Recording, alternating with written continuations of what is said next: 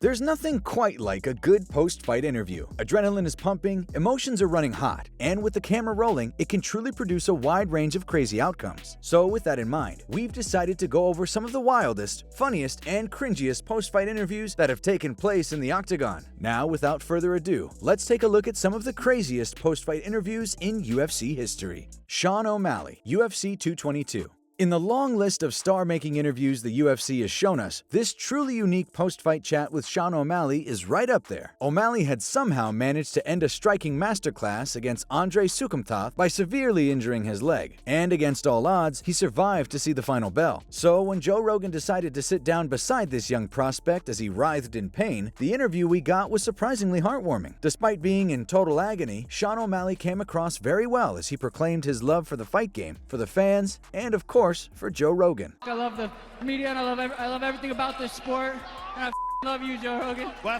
I love you too, buddy. It made O'Malley an instant hit with the MMA community, something he would go on to build off of once his injury healed up. Welcome to the Sugar Show, everybody! Khamzat Chimaev, UFC 267. After 13 months on the sidelines following a bout of COVID-19, Khamzat Chimaev was eager to make a real statement upon his return. And before we even talk about the performance he turned in, Chimaev wasn't about to wait for his turn on the microphone to make his feelings known. Facing Li Jingliang on the main card, Khamzat immediately ducked under a punch by the Leech, picking him up with ease and walking him across the octagon, shouting at Dana White all the while. From there, Khamzat started to go to work, softening his opponent up with some ground and pound before eventually locking in a fight-ending choke. So when Daniel Cormier moved in, you just knew what his first question would be. You picked him up and you walked him to the corner to talk to Dana White. What were you saying before you put him down and went to work? Chimaev went on to explain that he had noticed that Dana White was looking at his phone mid-fight. So instead of finishing the takedown that was clearly available to him, he decided to walk over with his opponent in his arms and demanded the UFC president's attention. I couldn't take him down there early, but I want to talk to Dana White. He was reaching the fight, I don't know, phone or something. Brother, don't miss my fights. Don't look at the phone.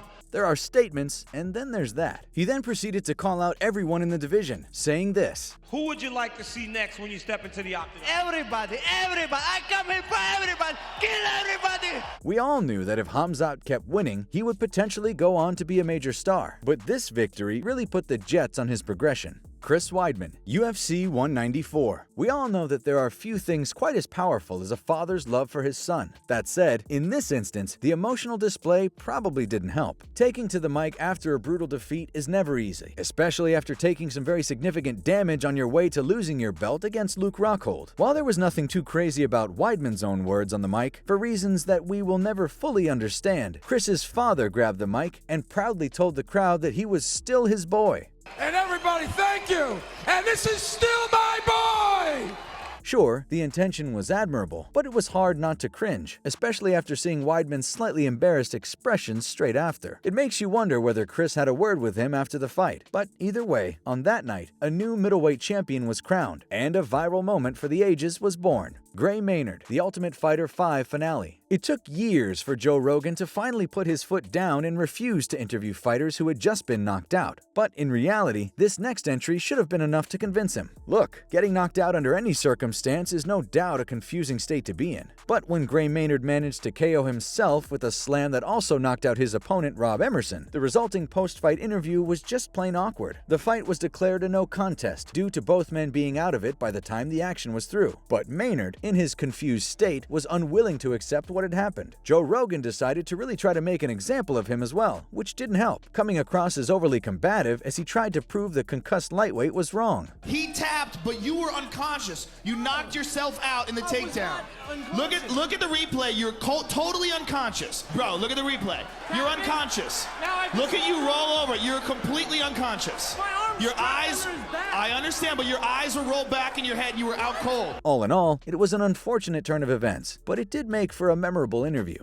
Nick Diaz, UFC 137. Nick Diaz doesn't need to say much to create an iconic moment, and that was never more true than it was after his 3-round beatdown of BJ Penn at UFC 137. Diaz had just managed to get his second stint in the UFC off to the perfect start, as he pounded away on the legendary former 2-division champion, earning a lopsided decision victory. So, when he finally had his chance on the mic, the resulting call-out was one of the most passionate you'll ever see.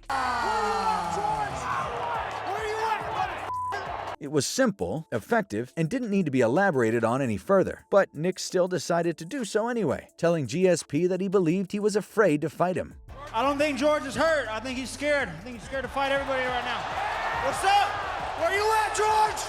This is just one of many legendary moments Nick Diaz has brought us over the years. Paddy Pimblett, UFC Vegas 36. Some fighters just have it, that special something that makes them an unmissable spectacle. And in 2021, no fighter managed to score a breakout victory quite like Paddy the Baddy Pimblett. Facing Luigi Vendramini in his UFC debut, Pimblett was certainly forced to work for his first victory as a UFC fighter, displaying a granite chin in an all-out war that, realistically, he looked a punch or two away from being knocked out in. But in the end, his fighting spirit shined through, and he eventually turned the tide, securing a first-round knockout which was met with a thunderous applause. Taking to the mic, Pimblett uttered this now iconic line. I'm a scouser.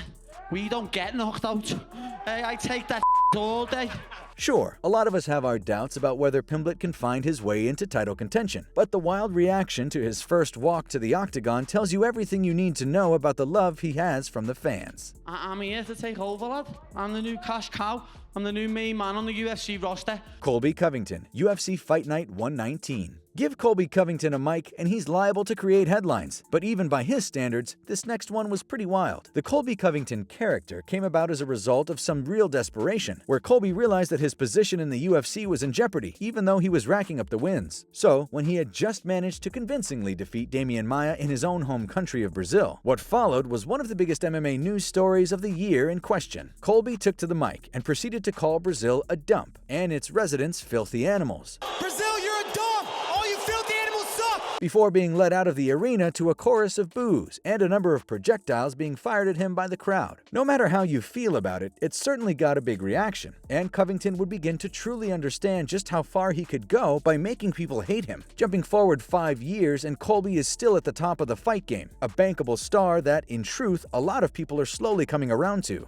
Conor McGregor, UFC 264. And finally, we of course saved the best for last. Everything about this Conor McGregor post-fight interview was insane. The circumstances, the setting, the violent threats, and the fact that his leg was completely broken the entire time. Most of you know the story by now. Conor's grudge match with his longtime rival Dustin Poirier had just ended under the most shocking of circumstances, with McGregor's leg giving out at the end of the first round. Poirier, who had endured weeks of vicious and highly personal trash talk from the Irishman, took the moment to savor the victory, imitating Conor's Billy strut, making eye contact with him the whole time. And despite the fact that McGregor was clearly in shock and pumped full of adrenaline, Joe Rogan decided to sit down beside him and conduct an interview for the ages. The resulting conversation saw Conor roaring insults at Poirier and his wife, leaving this as one of the strangest, but ultimately one of the most memorable moments in UFC history.